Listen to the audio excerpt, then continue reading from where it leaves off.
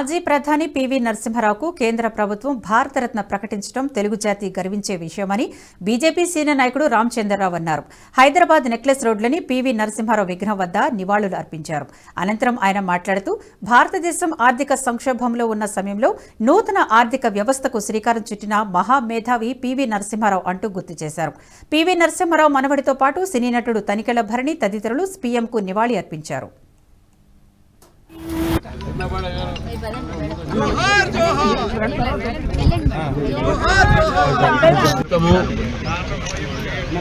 ఈ యొక్క సంవత్సరము ఐదుగురి యొక్క గొప్ప భారతదేశంలో వ్యక్తులకు భారతరత్న ఇవ్వటానికి నిర్ణయాన్ని మేము స్వాగతిస్తా ఉన్నాం.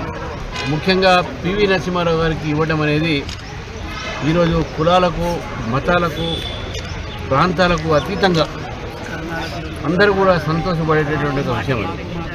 భారతదేశం ఆర్థిక సంక్షోభంలో ఉన్న సమయంలో భారతదేశాన్ని ఒక నూతనంగా ఆర్థిక వ్యవస్థ నిర్మాణం చేసి అనేక మంది యువకులకు ఉద్యోగ అవకాశాలు, అదేవిధంగా భారతదేశ ఒక ఆర్థిక పరిస్థితిని మెరుగుపరిచి ఈరోజు ప్రపంచంలోనే ఒక ముందు స్థానంలో పెట్టినటువంటి వ్యక్తి పివి నరసింహారావు గారు.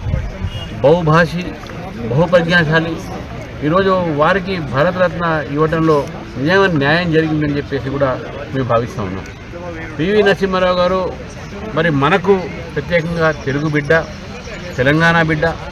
వారికి ఈ యొక్క భారతరత్న రావడం అనేది ఇంకా గర్వకారమైన విషయం. ఈరోజు వారి యొక్క మనవడు ఇక్కడ సుభాష్ గారు కానీ, తనికెళ్ల భరణి గారు కానీ, దైవేక శర్మ గారు కానీ ఇక్కడ వచ్చారు. వారందరూ కూడా ఆలూరి వారి యొక్క ఈ యొక్క కార్యక్రమానికి ఎండోమెంట్ సెల్ నిర్వహించింది. ఆలూరి గారు దీనికి మొత్తం వారి యొక్క సంఘాల మీద తీసుకొని ఈ కార్యక్రమాన్ని నిర్వహించారు.